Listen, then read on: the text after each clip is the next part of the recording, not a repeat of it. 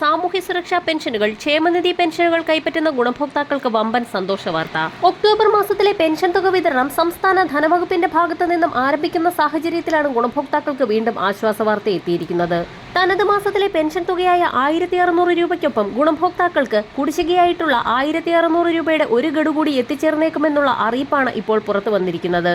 ഇതോടൊപ്പം തന്നെ ഗുണഭോക്താക്കൾക്ക് പെൻഷൻ തുകയിൽ വർധനവ് വരുത്തുന്നത് സംബന്ധിച്ചുള്ള സ്ഥിരീകരണം കൂടി എത്തിയിരിക്കുകയാണ്. വർദ്ധിപ്പിച്ച പെൻഷൻ തുക ഇന്ദിരാഗാന്ധി ദേശീയ വാർദ്ധക്യകാല പെൻഷനുകൾ, വിധവാ പെൻഷനുകൾ, ഭിന്നശേഷി പെൻഷനുകൾ, കർഷക തൊഴിലാളി പെൻഷനുകൾ, അവിവാഹിത പെൻഷനുകൾ, സർക്കാർ സഹായത്തോടുകൂടി പെൻഷൻ തുക വിതരണം ചെയ്യുന്ന വിവിധ ക്ഷേമനിധി ബോർഡുകളിൽ ഉൾപ്പെട്ട് പെൻഷൻ തുക സ്വീകരിക്കുന്ന ഗുണഭോക്താക്കൾ എന്നിവരിൽ സർക്കാർ പ്രഖ്യാപിച്ചിട്ടുള്ള കാലയളവിനുള്ളിൽ തന്നെ വാർഷിക മസ്റ്ററിംഗ്, ഇതോടൊപ്പം തന്നെ വരുമാന സർട്ടിഫിക്കറ്റുകൾ, വിവിധ പെൻഷൻ സ്കീമുകൾ അടിസ്ഥാനമാക്കിയുള്ള നിർബന്ധിത സർട്ടിഫിക്കറ്റുകൾ, ലൈഫ് സർട്ടിഫിക്കറ്റുകൾ എന്നിവ സമർപ്പിച്ച എല്ലാ ഗുണഭോക്താക്കൾക്കും എത്തിച്ചേരും. പെൻഷൻ തുക വർധനവ് സംബന്ധിച്ചുള്ള സുപ്രധാന തീരുമാനം വന്നതോടുകൂടി നിരവധി ആളുകളാണ് പുതിയതായി പെൻഷന് അപേക്ഷ വെച്ചിട്ടുള്ളത്. ഇത്തരത്തിൽ അപേക്ഷ വെച്ചിട്ടുള്ള ഗുണഭോക്താക്കൾക്ക് പെൻഷൻ പാസ്സാകുന്ന സാഹചര്യത്തിൽ വർദ്ധിപ്പിച്ച പെൻഷൻ തുകയ്ക്ക് അർഹതയുണ്ടായിരിക്കും. എന്നാൽ ഇങ്ങനെയുള്ള ഗുണഭോക്താക്കൾക്കും മരണപ്പെട്ട പെൻഷൻ ഗുണഭോക്താക്കളുടെ ആശ്രിതർക്കും പെൻഷൻ കുടിശ്ശികയ്ക്ക് അർഹതയുണ്ടായിരിക്കുകയില്ല എന്ന് ധനവകുപ്പ് വ്യക്തമാക്കി. ക്ഷേമ പെൻഷൻ തുക വർദ്ധിപ്പിക്കാനുള്ള സർക്കാർ നീക്കം പുരോഗമിക്കുകയാണ്. ക്ഷേമ പെൻഷൻ തുകയിൽ 400 രൂപയുടെ വർധനവാണ് നിലവിൽ വരുത്താൻ പോകുന്നത്. പെൻഷൻ തുക വർദ്ധിപ്പിക്കുമ്പോൾ 2000 രൂപയോളമാണ് ഇനി മുതൽ ഗുണഭോക്താക്കൾക്ക് എത്തിച്ചേരുക. ഇക്കാര്യം ഈ മാസം തന്നെ പ്രഖ്യാപിക്കുമെന്നുള്ള സുപ്രധാന അറിയിപ്പ് എത്തിയിരിക്കുകയാണ്.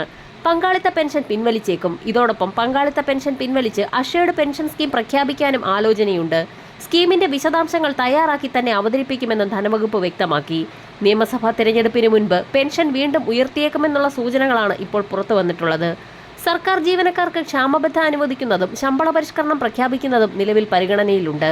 സാമൂഹ്യ സുരക്ഷാ പെൻഷൻ ഗുണഭോക്താക്കൾക്കാണ് നിലവിൽ ഏറ്റവും കൂടുതൽ വർധനവ് പ്രതീക്ഷിക്കുന്നത്. പെൻഷൻ തുകയിൽ വർധനവ് വരുത്തുമ്പോൾ വലിയൊരു സാമ്പത്തിക പ്രതിസന്ധി തന്നെ സംസ്ഥാനം നേരിടേണ്ടി വരും. അതുകൊണ്ട് തന്നെ ഏറ്റവും അർഹതപ്പെട്ട ഗുണഭോക്താക്കളിലേക്ക് മാത്രം പെൻഷൻ തുക വിതരണം ചെയ്യുന്നതിലേക്കായി ഭൗതിക സാഹചര്യ പരിശോധനകൾ ഉടൻ തന്നെ ആരംഭിക്കും. തദ്ദേശീയ തലത്തിൽ വാർഡ് അടിസ്ഥാനമാക്കിയുള്ള പരിശോധനയുടെ ഭാഗമായി നിരവധി ആളുകൾ പെൻഷൻ പട്ടികയിൽ നിന്ന് പുറത്താക്കപ്പെടുമ്പോൾ ഏറ്റവും അർഹതപ്പെട്ട ആളുകളിലേക്ക് മാത്രമായി പെൻഷൻ വിതരണം ചുരുങ്ങുന്നത് സംസ്ഥാന ധനവകുപ്പിന് ആശ്വാസമായി തീരും. ഒക്ടോബർ, നവംബർ മാസങ്ങളിലായി ഗുണഭോക്താക്കൾക്ക് തനത് മാസത്തിലെ പെൻഷൻ തുകയ്ക്കൊപ്പം 1600 രൂപയുള്ള കുടിശ്ശിക കൂടി എത്തിച്ചേരും. ഇതോടുകൂടി ഗുണഭോക്താക്കൾക്ക് 3200 രൂപയും ഇതോടൊപ്പം തന്നെ വരുന്ന മാസം മുതൽ പെൻഷൻ തുകയിൽ വലിയൊരു വർധന ഉണ്ടാകുമ്പോൾ ഗുണഭോക്താക്കളിലേക്ക് പരമാവധി 2000 രൂപ വീതമാണ് എത്തിച്ചേരുക. പെൻഷനും മറ്റ് ആനുകൂല്യങ്ങളും അക്കൗണ്ടുകളിലേക്ക് എത്തിച്ചേരുന്ന ഗുണഭോക്താക്കൾക്ക് പലപ്പോഴും തുക കുറയുന്നതായുള്ള പരാതികൾ ഉയരുകയാണ്. ഈ സാഹചര്യത്തിൽ ബാങ്കിന്റെ ഭാഗത്തു നിന്നും സുപ്രധാന അറിയിപ്പ് കൂടി വന്നിരിക്കുകയാണ്. 10 വർഷം പൂർത്തിയായ എല്ലാ ബാങ്ക് അക്കൗണ്ടുകളും നിർബന്ധമായും KYC പുതുക്കണമെന്നും അല്ലാത്ത പക്ഷം പണം പിൻവലിക്കലടക്കം ബാങ്കിംഗ് സേവനങ്ങൾ തടസ്സപ്പെടുമെന്നും സംസ്ഥാനതല ബാങ്കേഴ്സ് സമിതി ഇപ്പോൾ അറിയിച്ചിരിക്കുകയാണ്. പെൻഷൻ, ശമ്പളം, മറ്റ് ആനുകൂല്യങ്ങൾ എന്നിവ എത്തുന്ന ഗുണഭോക്താക്കൾ പ്രത്യേകം ശ്രദ്ധിക്കേണ്ടതാണ്. കേരളത്തിൽ 57 ലക്ഷം അക്കൗണ്ടുകളാണ് KYC കാലാവധി കഴിഞ്ഞവയായി കണ്ടെത്തിയിരിക്കുന്നത്.